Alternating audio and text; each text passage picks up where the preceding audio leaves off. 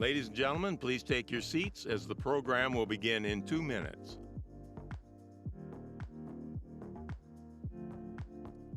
As you take your seats, a friendly reminder that masks are required at all Gbta events.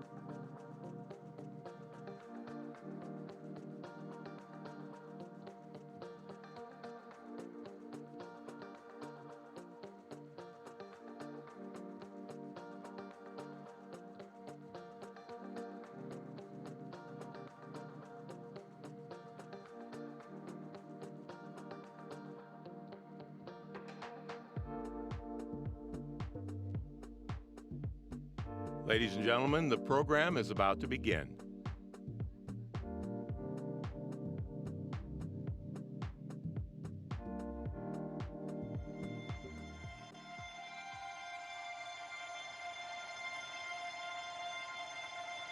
It's been a long time coming since I seen your face. I've been everywhere and back, trying to replace everything that I had till my feet went numb.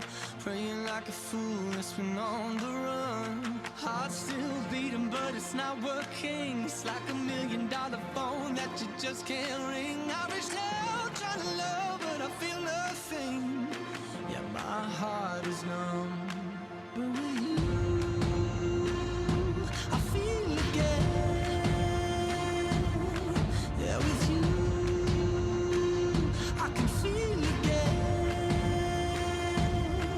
Yeah.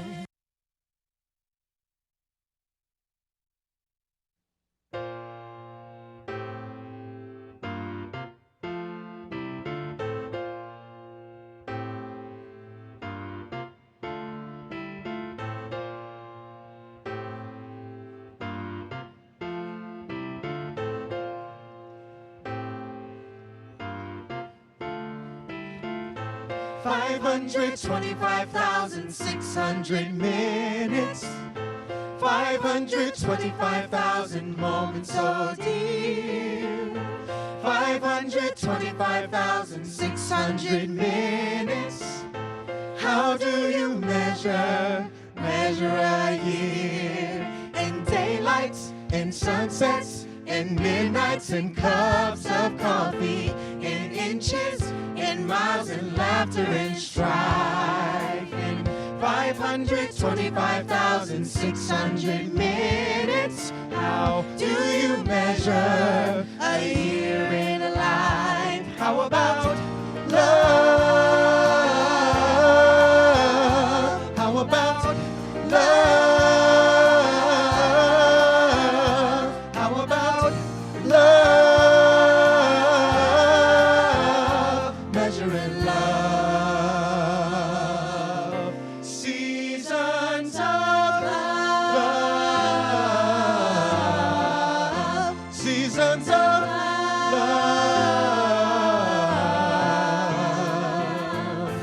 525,600 minutes, 525,000 journeys to plan, 525,600 minutes. How do you measure the life of a woman or a man? In truths that she learned, or in times that he cried, in bridges he burned, or the way that she died. The story never ends. Let's celebrate the memory here in the life of our ends. Remember the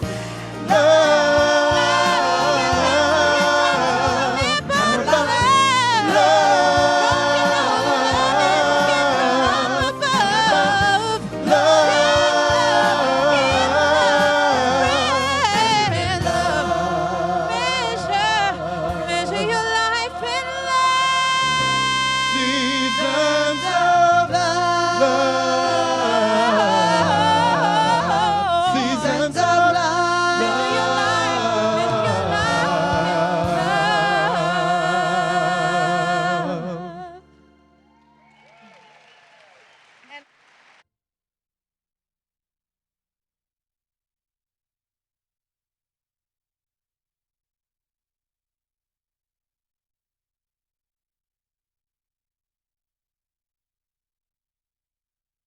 Business travel colleagues and friends, please welcome Denise Trusso, President of the GBTA Board of Directors, and Suzanne Neufong, Chief Executive Officer of GBTA.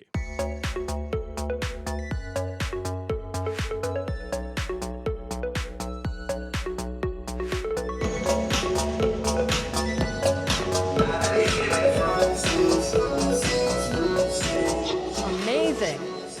Good morning, and that was awesome. What a great, give a great hand of applause to the performers earlier today. I know I needed that to get us started this morning. Welcome back, GBTA, and welcome to the Business Travel Convention of 2021. We've made it. We're so glad to see all of you here. Thank you for showing up. Thanks for coming. Yes, and for me also a very warm welcome to all of you who got up early. Thank you, and for making it to this in-person event, the first one in over for us, almost 2.5 years. And to those, of course, joining from around the world via our first ever main stage live stream. So taking a page from this song, Denise, I thought you would like to know that it's actually been 1,199,520 minutes since our last GBTA convention in 2019. So that's a lot of time. Not sure who's counting, but indeed. Business has changed, and of course, so have we, right? Yes, the pandemic has changed almost everything and has touched us in one way or another. The world has seen over 250 million cases of COVID-19, and we've lost over 5 million people worldwide. And of course, amidst all of that personal grief and uncertainty, the health of our own industry came under attack, as well as national economies, with the dramatic ups and downs that we're still seeing.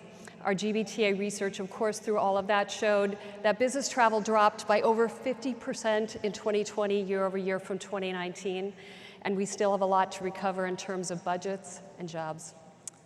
But we're here this week to look forward, to celebrate that we are a resilient, caring, and collaborative community. And there's no better place than to start doing that collaboration than right here at GBTA Convention 2021. So as we get ready to move into today's program, we want to give a well-deserved recognition to the many frontline workers who got us through the past 20 months, hard as they were, continuing to put themselves at risk to themselves and to those of us that they served.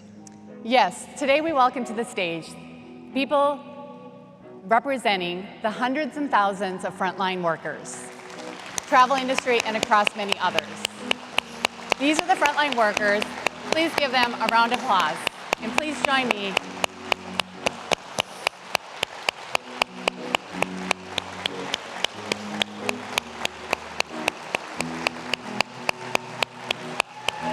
And do we have any frontline workers here in the audience? And if so, please stand.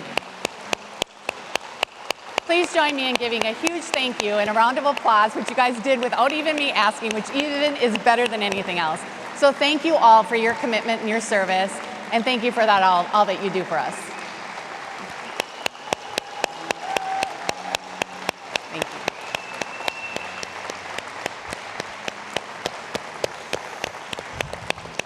This is part of the reason why I love GBTA and the community. You guys always do the right thing. You stood, you acknowledged, and you thanked them without even being asked. And that is why so much of all of you out there in the audience inspire me every day to continue to do the best that I can do for our organization.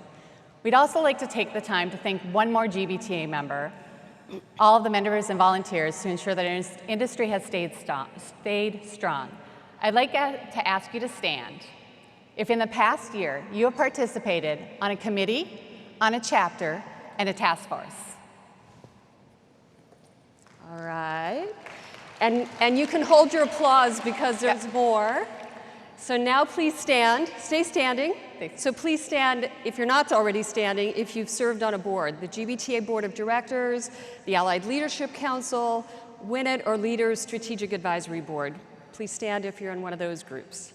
All right. And please stand if you have,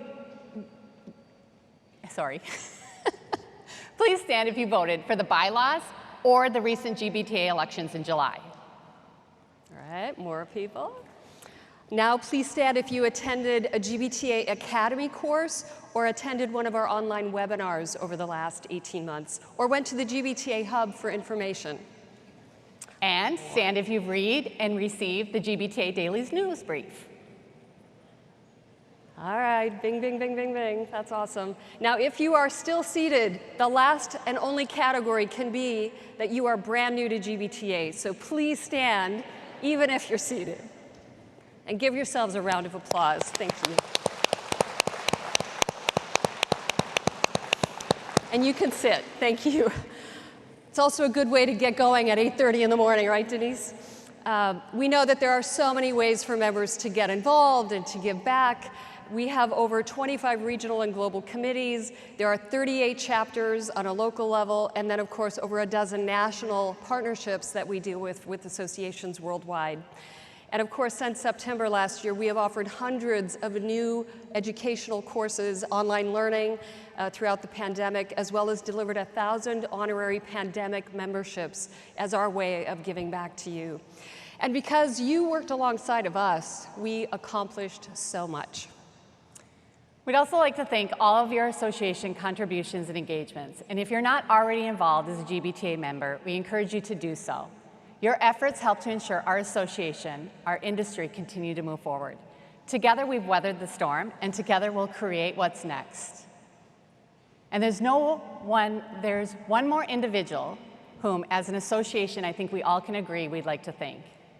Dave Helfman, are you here? Are you in the audience? Could you please stand? There he is. I see him. There he is. Okay, I see him. Glad you made it. You stepped in to GBTA's interim CEO during the most challenging time in not only our association, but in our industry. And your leadership and your spirit of goodwill is what we have to thank to get us through to the other side. We couldn't have done it without you. And we thank you, and we are tremendously grateful for all that you've done. So thank you, Dave. And with that, I'll turn it over to Suzanne. So the show's all yours. Thank you. Thank you so much, Denise. And thank you, Dave. You know, you must have big feet because you left really big shoes for me to fill. So I just want to thank you for all that you did to make this smooth sailing into my new role here. So we have a lot to owe back to you for those several months of hard work that you did for us. Personally, I can tell you that it's really great to be leading the staff at this point. I've been one of you for 15 years as a supplier on the other side, and it's so fun to be behind the curtain this year. My team has done a great job to get it here, and as I was telling everybody yesterday, that was the most relaxed I felt in my 8 months that I've been here. The team has this covered. And you do, because you're here, so I'm so excited about that. As well as to finally be eye to eye, even if we're mask to mask, which I appreciate of all of you as well. You know, we started 2020 as the GBTA theme of how we would face the challenging times of the pandemic. And it now really becomes our rallying cry, and it's the theme of our convention this week. Ready, safe, travel. I thought it would be fun, even behind your masks, for you to repeat after me, ready, safe, travel. Ready, safe, travel. That was pretty bad. We're gonna do it again. All right, ready, go. 1, 2, 3. Ready, safe, travel. All right, give yourselves a hand. Because, you know, it's been a long road to get here. Someone was asking backstage that, you know, it'd be fun to see how many of you can raise your hands rather than stand, for how many of you is this your first business trip since the pandemic? Yeah, there's dozens of us for whom this is a big step out. So I appreciate that you're doing this for GBTA. And of course, we still have a journey ahead, right? Through our regular GBTA COVID-19 recovery polls, of which we are now at the 24th, we've reflected this industry's ongoing insights, and that's so critical for us. Thanks to you and hundreds like you who are the eyes and really ears of the industry, and for how we're going to be dealing with this pandemic going forward, we've tracked it all. So we watched the world change almost overnight, and our industry, of course, came to a practical halt where 90% of travel stopped globally at one point.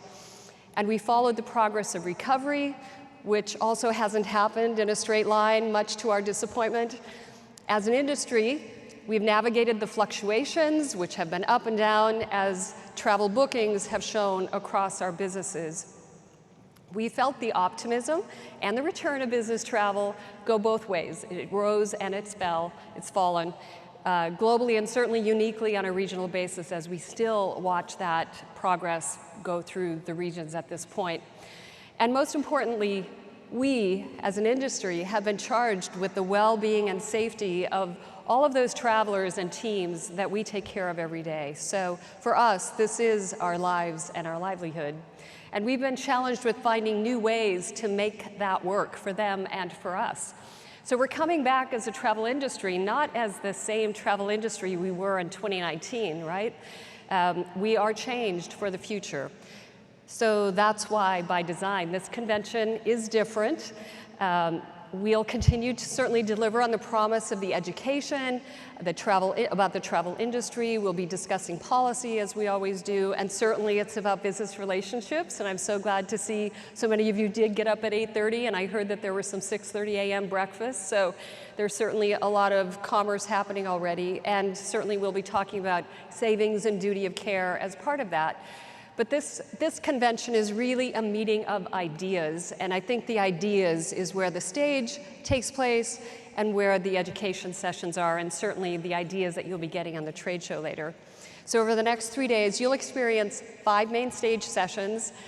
You'll experience over 50 education sessions, and they'll be aligned about what's better and bolder for the new normal. And of course, for those of you watching virtually, you'll have access to the live stream of all 5 of these main stage sessions for the first time ever, which is really great. We have less staff and we're doing more with it to be able to reach the international audience today. And you'll have access to over 20 education sessions as well, starting November 29th. So today, we kick off with State of the Union, State of the Industry, as we like to say. We'll follow that later at lunch with a very important whole lunch topic about diversity, equity, and inclusion, something that's really important in this industry. Tomorrow we'll focus on future of work, which personally I'm really excited about because that's something that affects business travel and the very being of the policies of corporate transient travel and meetings. And then Thursday, we wrap it up with lunch on the main stage about sustainability. A full lunch session about sustainability is such an important topic for us now. Friday, we will send you home with a really important uplift about how to take care of yourselves, because well-being is such an important part of getting through this stage and getting to the other side. So all of these topics really rightfully take their center stage, this year at this GBTA 2021 convention. Together, we, with you, will lead the way on that journey to what's next. So certainly one of our most important missions is to deliver insights via research to help our members and ultimately the entire industry anticipate, understand, and navigate the present and the future. So today, I'm happy to announce we're unveiling our 2021 edition of the BTI, or Business Travel Index. We wanted you to be the first ones to see this. It's in its 13th edition. And certainly one of the things that we bring from this is anticipated data about the crystal ball of what this industry will have in a way that probably none of our research in the past has been. We get asked about this all the time.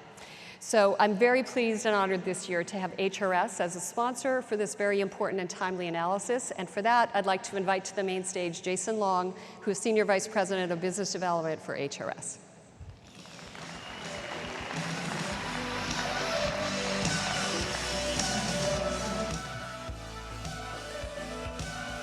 Hi, guys. Thank you, Suzanne. It's great to be back, right? Great to be back on the road. And to help us navigate this road, it's great to get feedback from our peers, from you guys, across the industry. Accordingly, HRS is pleased to sponsor this year's GBTA Business Travel Index. As Suzanne said, the BTI is an exhaustive study of business travel covering 73 countries and 44 industries. The BTI forecasts changing landscapes over the next 5 years, and there will be an educational session on the BTI findings at 9:45 this morning in room W415A. We encourage you to attend. On the subject of trends, I'd like to share 3 megatrends we see at HRS from our unique vantage point as we engage daily with corporate procurement leaders, hotel suppliers, and payment providers. Firstly, digitalization. We now operate in an age where APIs deliver unprecedented access to what used to be walled gardens of proprietary data. It's no longer about data, it's about actionable intelligence. We see this effect with our global payment solutions, where APIs connect new ecosystems, enabling a continuous data flow. Along these lines, just yesterday, HRS announced a significant new partnership with Citi. This partnership will drive greater use of virtual cards in more markets, delivering more accurate and automated invoice collection and reconciliation. Second, sustainability. The travel industry needs to address climate change now. Sustainability will have a bigger impact on business travel than the dawn of the internet. We're pleased to see the progress of this issue via the momentum generated by the HRS Green Stay Initiative. This allows corporates to collect metrics on carbon, water, and waste from hotels across their entire program. Hoteliers are increasingly engaged as more companies require this data. Properties in 72 countries have now shared this data with HRS. Just last month, Accor hotels shared plans to participate, and we're pleased to announce today that Marriott International, with their 30 brands across 138 nations, have also agreed to participate in the HRS Green Stay Initiative. Thirdly, and perhaps the most tangible trend as a result of COVID, is the decentralization of the workforce. This was evident as companies navigated the pandemic without using their expensive offices, letting leases expire, and saved significant money as working from home became the new norm. Now, as countries reopen and companies bring staff back together, we see the hotels reacting. Innovations such as daytime office sharing and small meetings are becoming more common.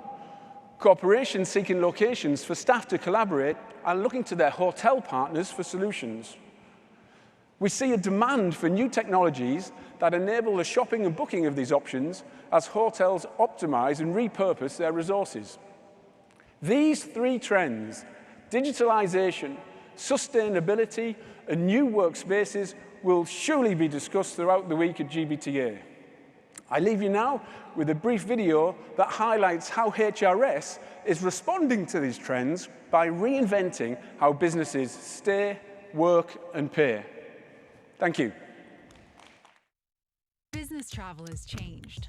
The desire to travel better for businesses, their people, and our planet has never been greater. With our data-led approach, deep customer knowledge, and leading-edge platforms, HRS reinvents how organizations stay, work, and pay.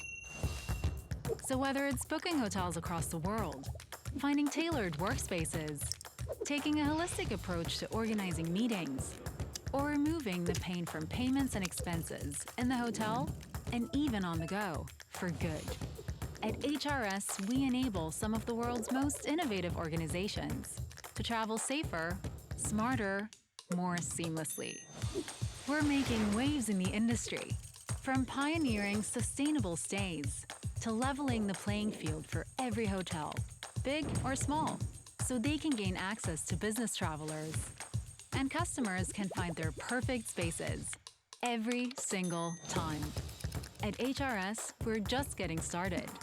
We promise to keep innovating, pushing, and challenging to keep you one step ahead. HRS, reinventing how businesses stay, work, and pay.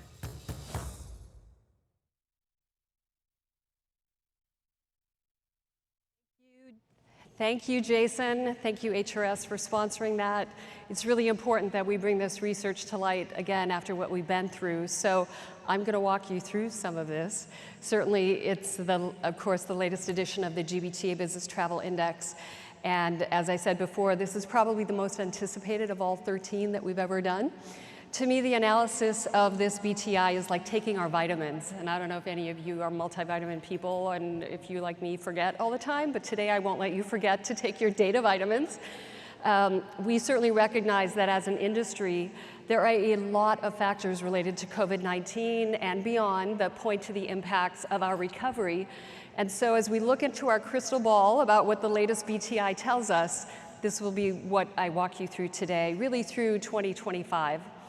So the latest analysis found that business travel recovery in 2021 proceeded at a slower pace than what we predicted last time, certainly a bit more cautionary. And after we declined as an industry almost 54% year over year, and that's, remember, only because first quarter in 2020 was still rocket high. The rest of it took care of our rocket high that year. So we fell to $661 billion from a high of $1.4 trillion in 2019.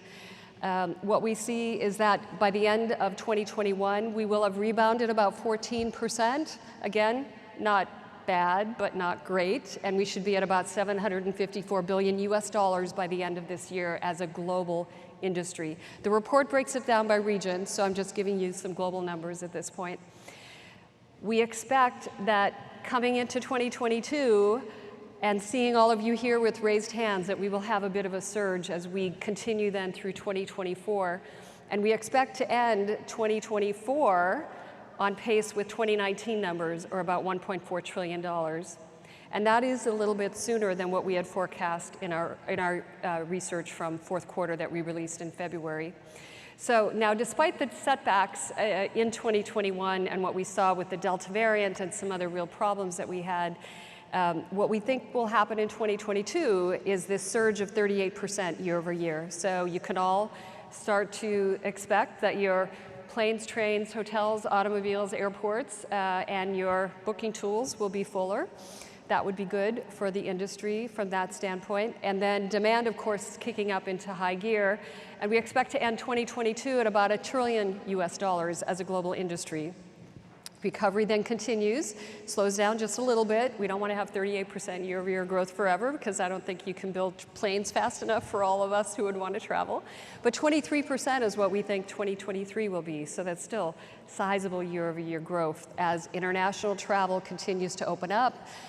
Meetings and conferences become more full, and everybody gets back on the road again. And then by 2024, we think that that will settle down a bit, and we'll be at, we'll probably end there above the 2019 rate of 2019 rate at 1.48 trillion. So that is at about or just above, and by 2025, we could be as high as 1.5 trillion US dollars. So that growth in that last year is only at about 4-point-something%, which is just below the 5.1% that we saw going from 2019 into that first quarter of 2020. So we're getting back to normal, but it's not a straight line, and we need to be ready for what those variations are. And some of those variations certainly are on the regional basis. So let's go through some of those regional looks. So North America leads the way, primarily the US, with what we see as a rebound this year of 27%. So that matches with some of those numbers that we have seen on a global basis. Certainly in Latin America, in the Middle East and Africa, and in Asia Pacific, we saw this year that things picked up domestically primarily 15 to 20%, so also really not bad. And the ones that have been lagging more so have been the European markets, with emerging Europe ending this year at about 10%. So those of you that have business in Western Europe, that is something you can expect at the end of the year. And that was emerging Europe. Western Europe is really ending the year at about 3.8%. So we see that that is below what we saw in 2020. So that will change as we get then into 2022, and we see that there will be a resurgence in all of those regions to get us to those numbers that I talked about. But there are so many things that we need to keep track of.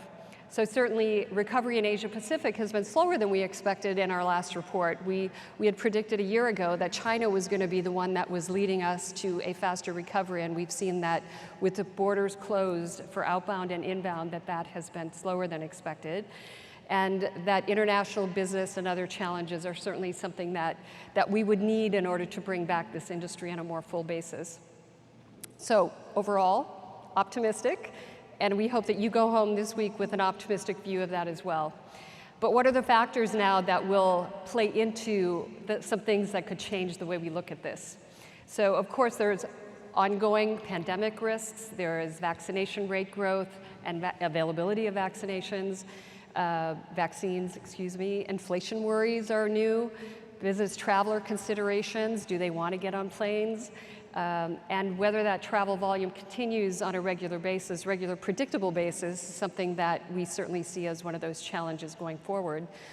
And still yet to be determined on top of that are, for example, broad adoption of working policies. So are your companies going back to their offices, and will there be places for people to meet and show PowerPoints or do all of that stuff we used to do back in 2019? And the long-term cuts or elimination of travel budgets, is that something that your CFOs are still putting pressure on you about because they see dollar signs on the savings side and don't realize that the human connection is something that's so critical? And then finally, certainly sustainability practices and policies are something that is coming to bear in the way that travel comes back and what we do with that. So for the first time as well this year, we extended our BTI analysis beyond just the economics. And we sought feedback from about 400 business travelers and over 40 CFOs on all regions. And what they told us is equally as interesting as what our economists told us. So what we saw from the CFOs, for example, was that their budget considerations were very important, but that they see that there was also their domestic economies were going to be better in 2022 than they were in 2019. So there's a real optimism to what they think is happening. That is good because many of those CFOs are on your teams. And as we go further then into their economies, of course, as they think about what travel plays into that, that will play a role into how your policies play as well. On the business traveler perspective, there was equally good learnings there. The opportunity for business travelers is whether they think travel is important anymore or whether they just want to stay home. And we learned that 86% feel that they need to travel in order to get their jobs done well. I think that was universally across all regions, so that was a real business traveler perspective. And 80% of those business travelers expect to meet or exceed their 2019 travel levels. Now that might be the pent-up demand. Whether your budgets can sustain that or not is certainly interesting. And then we learned that younger travelers missed business travel more than older travelers. That might be predictable, but certainly the youngsters want to get back on the road again. And interesting, and you can read this in our BTI as well, we learned that 8 in 10 business travelers responding to our survey are vaccinated. But as we did the regional breakout of that, there was a very wide divergence across regions for that. So that is not a universal number that we could share globally. So every year I know you look forward to this, really, and we'll make it available to all members for free, and we'll be talking about it in sessions. The other thing that we're doing today is releasing our new pricing forecast. And at this time of year, that's really important for 2022 as you're planning your budgets, and also wondering what's going to happen in the volatility of pricing with COVID, without COVID, and with some other economic factors here. So big thanks to CWT, who I'm sure is out there in the audience, for making this, there you are, for making this possible today. So thanks so much. So let's take a look at some of those key findings on the pricing. So as recovery continues, global travel pricing across air, hotel, ground transportation will increase over the next 2 years in the report. In 2022, flight prices are expected to increase by about 3.5%, hotel rates about 13%, and ground transportation 3.9%, or pretty much 4%. So this is driven primarily by demand, by capacity constraints, because we don't have all of that supply back in the pipeline again, and certainly about sustainability demands that are stretching that elasticity of what we used to learn in Econ 101 about how we think about supply and demand. And then there's the labor and the fuel costs that are increasing. And what really nicely aligned with our BTI analysis and our predictability there is that recovery is not expected to happen at the same pace across each of these categories either. So those of you in the buyer seat, those of you that are business travel managers, you can expect more dynamic times ahead as you think about what you have to do with your policy and with your budgets and how far those budgets will stretch. There are a lot more insights in these reports to help you understand what the business travel landscape is, and I'd encourage you to go to the education sessions, which will do deep dives in this. They're usually our most popular ones, so make sure you're there early. And then you can get that full report on gbta.org, and if you're a member, you get that for free. So that's a really huge benefit for being a member. From my standpoint, this insightful research and the data that we bring to you is one of our most important things we bring to this industry. It's really important for us to represent this then to the many constituents that we speak to, including our government and advocacy partners across the aisle as we think about policymakers. Advocacy for GBTA has always been important. I remember my first convention in 2005. I learned that this industry has a PAC, for example, for United States members. I learned that there was something that we needed to do in Washington, and now we're in Brussels, and we're in Toronto, or Ottawa, sorry, Canadian friends don't beat me up, and that we need to do this more and more now with Brexit, also in London. So the impact that the pandemic created made this advocacy work of GBTA more important than ever. So these past 2 years, long before I got here, a little bit under Dave's watch, but even before he got here as well, they were marked by intense communication with policymakers everywhere, in collaboration with them about what the rules were, and then ultimately about what we needed to do to make this journey go forward. And much of that for us really began with teaching the difference between tourism and business travel. You might think that when you're in the travel industry, there's a very clear distinction. You know which aisle you're on, and you know who your customer is. For a policymaker, the travel industry often means tourism. And as we know from all of the education that we do together and the best practices that we share, business travel is so different. So the international shutdown that we saw at that level in 2020 really did a number on not just tourism, but our industry itself. So we urged the industry at that point to create policies that were all about bringing back travel with new rules, not to get rid of risk completely, but to mitigate that risk. And I think that was also some new wording that we were using in all of our advocacy efforts to make sure that they understood, that we understood, that there was a difference between preventing anybody from using a copier because someone could copy something that they shouldn't, or giving them, the rights to use that and the way to do that in a safe and very business-friendly way. So early on, we pushed for this safe travel through proven mitigation measures that really was already in place in airports, in hotels, and in car rental places and trains.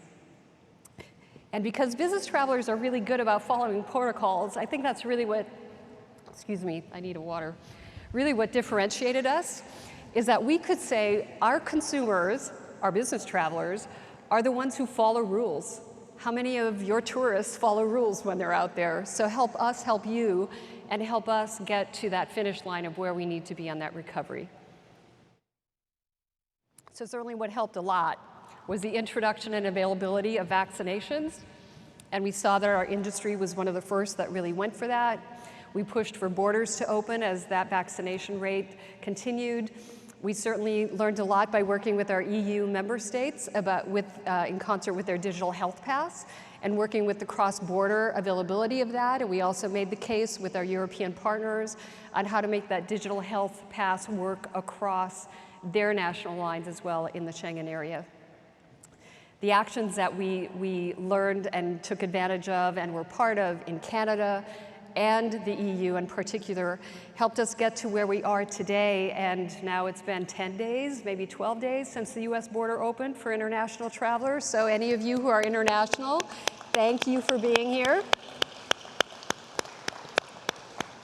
We have attendees from 17 countries who would not have been here. So I'm really thankful that you took the time and the energy to make this trip today. Now, we certainly see that there are still restrictions in certain parts of the world. Asia Pacific is opening up slowly. The Australians can come visit again, which is really good, and vice versa. But there's still lockdowns even across, for example, Singapore and Malaysia. There's not cross-border, and we need to watch for that as well. And as we think about the digital interoperability, and I know, and I will thank you for your patience in advance for our conference here. the tools that we have to work with are not quite as advanced as what we might have, for example, have had if we would have been having this in Europe, where it would have been a little bit easier. So now we need to counteract that tendency of policymakers to shut down all risk and to simply work on the best way to mitigate it and train us as travelers so we can train our own travelers. We have to deal with the acute vaccine shortage as we think about other parts of the world that just do not have the plethora of vaccine access that many in the Western world have. And we know that our advocacy programs aren't just targeting the pandemic. We certainly need to start thinking about advocacy from a climate change perspective, because that, fresh off COP26 in Glasgow, that is top of mind for policymakers around the world from hundreds, if not all countries globally at the moment. And many of the proposals that we've been reading about from the last three weeks would really bring a lot of change to this industry, and we want to have a seat at the table. We want to turn and face those challenges rather than be told how we need to face those challenges, or worse, be considered the pariah with the media when they talk to me about some things such as business travel is dead and I need to counteract why that's not true. So you will hear a lot more about that this week, including tomorrow at the lunch session, which is all about sustainability. So if nothing else, the last 2 years have shown us that when this industry works together, we have a powerful voice. And so I can just thank you for all of your support in this area, certainly from the board to all of our volunteers and the Legislative Action Committee, which is also very active as well, to all of the engagement that we have in Europe and Canada and the UK. Very important that we look to governments and what we can affect within that policy making to make a difference here. So now, speaking of government relations, I'm really pleased to introduce our next speaker. It's a recording from Gina Romando, who serves as the 40th U.S. Secretary of Commerce. In her role, Secretary Raimondo is focused on a simple but vital mission. It is to spur good-paying jobs, to make sure that entrepreneurs feel empowered in order to innovate and grow, and of course, from her U.S. perspective, to help American workers and businesses compete. Travel and tourism, coincidentally, fall under Ms. Raimondo's remit. So, Gina Romando.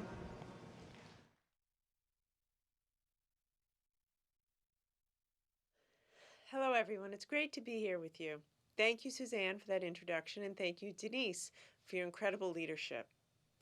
We all know the travel and tourism industry has been hit the hardest during the pandemic.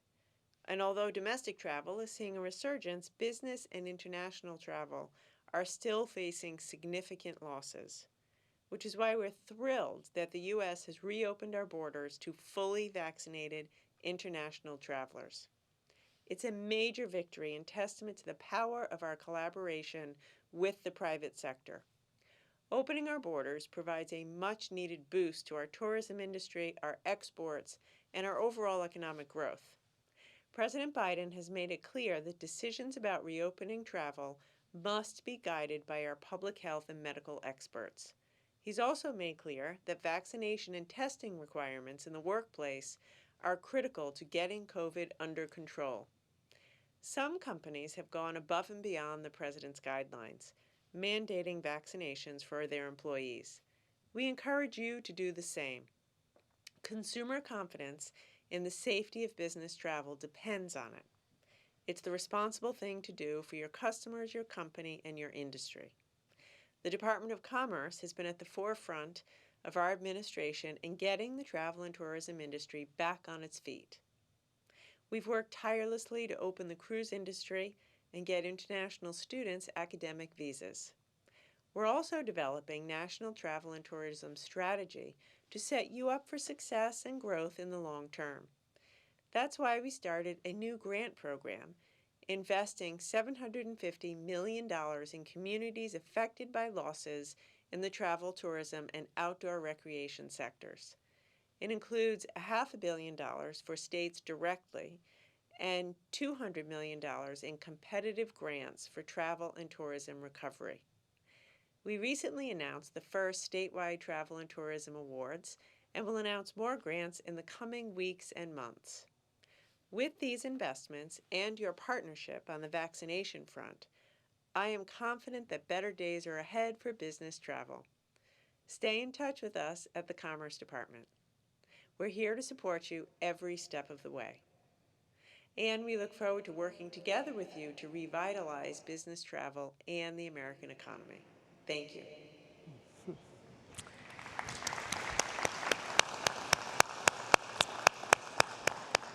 It's always great to have the U.S. government represented here, so very glad to have her remarks. There have certainly been other unprecedented moments due to the pandemic, and this next guest is really all about another moment. So our next guest is a medical expert helping a key industry player through these uncertain times. Dr. Henry Ting joined Delta Airlines in February as its first ever Chief Health Officer. In his prior role as Mayo Clinic's Chief Value Officer, Dr. Ting became familiar with Delta both as a long-term customer and then more recently as a primary COVID-19 advisor, helping to shape Delta's response since the early days of the pandemic. He's now helping Delta emerge stronger and better prepared for the future across a number of fronts. Dr. Ting earned his bachelor's degree in chemistry from Cornell University, his doctorate in medicine from Harvard Medical School, and an MBA, if that wasn't enough, from the University of St. Thomas. So please welcome to the GBTA stage, Dr. Henry Ting.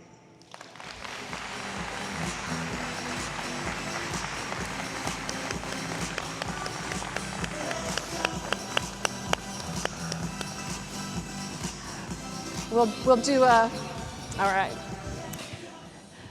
Welcome, Dr. Ting. I hope your flight was good getting here. It was No great. issues? Thank you. It's a pleasure to be here with you, Suzanne, the hundreds in attendance and the thousands watching this online. It's great to be back. Super, I know, it is totally awesome to be here.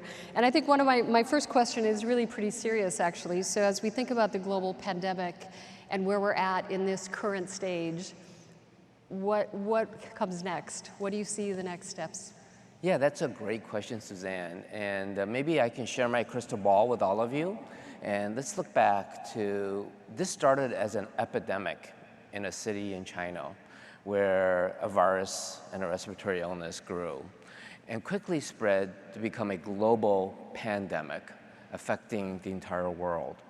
Part of that was because this virus has never been seen in the human species before. All of us were vulnerable. It's the first time we were exposed to it. As we come through this most recent surge, and it's coming down, you know, at Delta Airlines, we like to call it the B.1.617.2 variant surge. I think it's easier to say and remember. But as we come down from this recent surge, we are entering an endemic stage, which means that this virus is not going away. It's going to persist at low infection levels. There may be outbreaks in parts of the country and parts of the world because we're not homogeneous, you know, as the United States or even Europe. And we're going to be seeing this become a seasonal respiratory infection or virus, where every winter, where people gather more indoors, we're going to see maybe little outbreaks, and it can cause a number of deaths every year, particularly in the winter season, comparable to what we see with the flu, which is about 50 to 75,000 deaths a year. But the light is at the end of the tunnel here. We are entering the end of the pandemic. And how this pandemic ends really is predicated on probably 90 to 95% of us now have some form of immunity. If you look at the US or Europe, nearly 80% of us have received the vaccine. Probably 10 to 15% have had prior infection and have some level of immunity.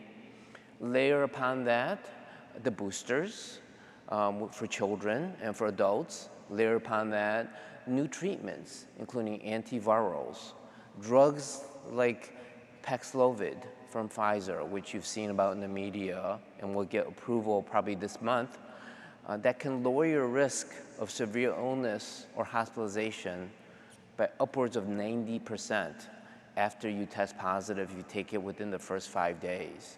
So much like Tamiflu. So this pandemic ends and becomes endemic in a seasonal respiratory virus because we have treatments and now nearly 95% or higher of us have some form of immunity. So that's promising.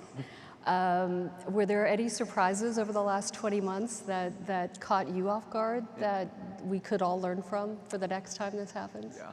No, none whatsoever. No, I mean, if we learn nothing about this pandemic, it's been a bunch of twists and turns.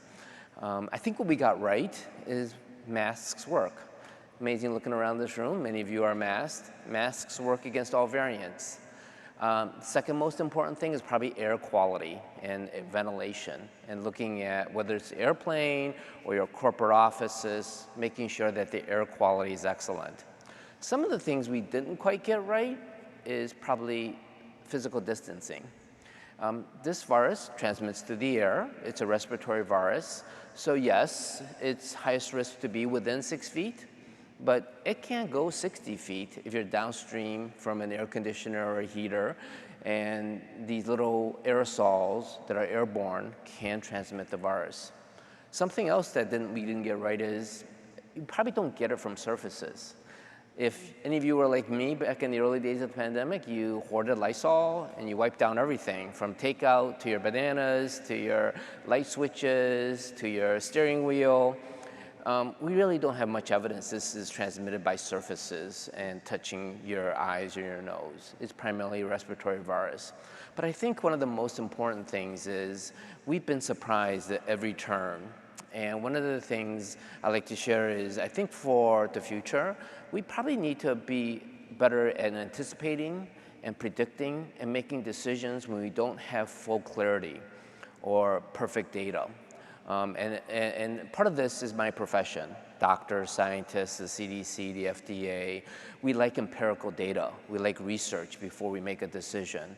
And you've seen some other countries probably make decisions ahead of us, such as vaccinating children or offering boosters or testing more frequently. And the analogy I would share is 2021 is the 20th anniversary of 9/11. And if you think back to 9/11, what happened was the FBI made a dramatic change. It realized after 9/11, what they were excellent at was solving crimes. Who did this? How did they get on the plane? How many people were involved? They weren't excellent at preventing crimes. So a young Robert Mueller became the FBI director and completely changed the FBI to prevent crimes. And I think for COVID, as well as the next pandemic or the next challenge we have to get a little better at preventing what's going on, as opposed to being always, it felt like the last 2 years, being 2 to 3 steps or 2 to 3 months behind the virus. Such good points. I think I'll turn it now because you talked about the FBI into the industry here, which is travel. And what does a chief health officer do at an airline? What are your next objectives? If this becomes endemic, becomes more manageable, absolutely, surface ripes, I guess I can stop wiping down my seatbelt. That would be nice. Yeah. What are your next goals at a role at Delta? Yeah, so I certainly didn't join Delta Airlines to be the chief COVID officer. I joined Delta Airlines to be the chief health officer, which is our core strategy and vision is to enhance the health, wellness, and well-being of our people, which includes our employees, our customers, our partners, and our communities. This is who our people are. And at the end of the day, I would love to create more joy for all of you, as opposed to more disappointment and sadness. And we're gonna take the best of what we've learned, whether with regards to keeping our planes clean, but implementing technologies, innovations that will take the stress out of travel and really try to insert more joy back into your travel as we reclaim traveling. So let's take that one step further. We have a lot of travel managers in the audience. Mm-hmm. How should they be thinking about lessons learned of the pandemic, and what should they be thinking about from a health and well-being perspective for their travelers? What do they do there? That's a great question, Suzanne. I mean, I think what I share with our people is we realize there's not a better time than now to invest in the health and well-being of your workforce. It's only through that investment the health and well-being of your workforce, that you can begin to think about achieving your business goals. For the airline industry, that's safety, it's customer experience, operational excellence, innovation, and our financial performance. We're not going to get there without having a resilient, healthy workforce. And as you think about travel coming back with your corporate customers, realize for many of them, this is their first trip or their second trip. Show some kindness, grace, and tolerance. Take us a long ways, socially and politically if we did that. But with your customers, realize, show tolerance and patience and kindness and grace. Think about how you can share tips and tricks, right? So at Delta Airlines, we are really going to take what we started before the pandemic with mass personalization, digital technology, real time, so you can go through the airport with minimal stress and get to your itinerary and know what you need to do. Something as simple as, show up at the airport for domestic travel, maybe 90 minutes or 2 hours early right now for the first time, until we get all the technology and the document checks figured out. Personally, when I travel, and I've been traveling probably weekly, pack a rapid test in your luggage. Pack some extra masks, pack some hand gels. It will take a lot of stress if you have an exposure, develop symptoms, that you'll know what to do. So we'd love to partner with you and hear from you, because at the end of the day, it's the voice of the customer that drives everything we do. Dr. Ting, your words of wisdom are going to inspire us all week, so thank you so much for joining us. Thank and I'd you. like to thank you for being here today. Absolutely. Thank you.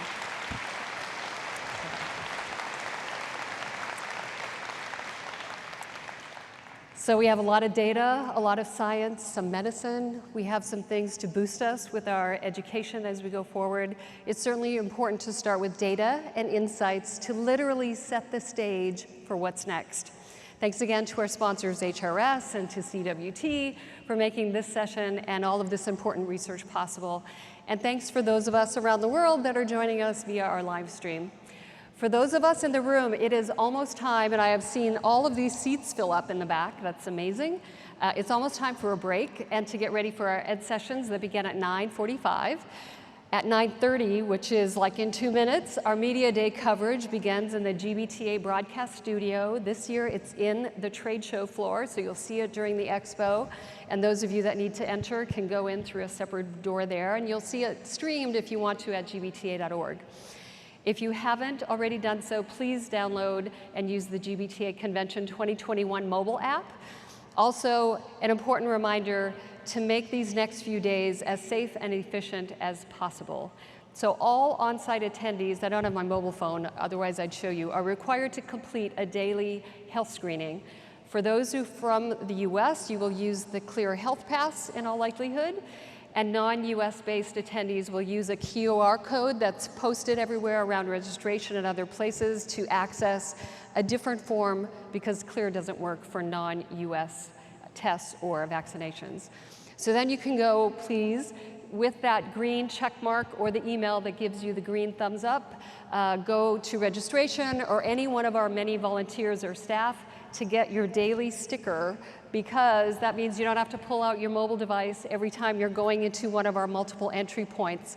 This convention, we are not the only convention in the OCCC this week. And so we want to monitor and make sure that with your GBTA name badge that you have been certified for the day by answering those Health Pass questions.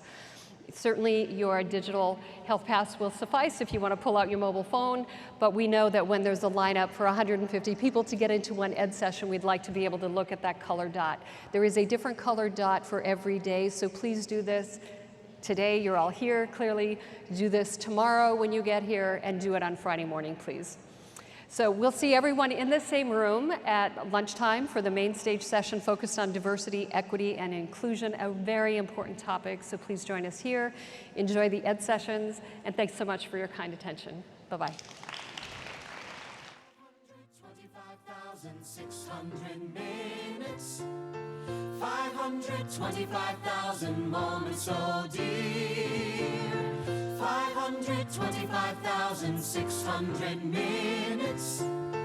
How do you measure measure a year. In daylights, in sunsets, in midnights, in cups of coffee, in inches, in miles, in laughter and strife, in 525,600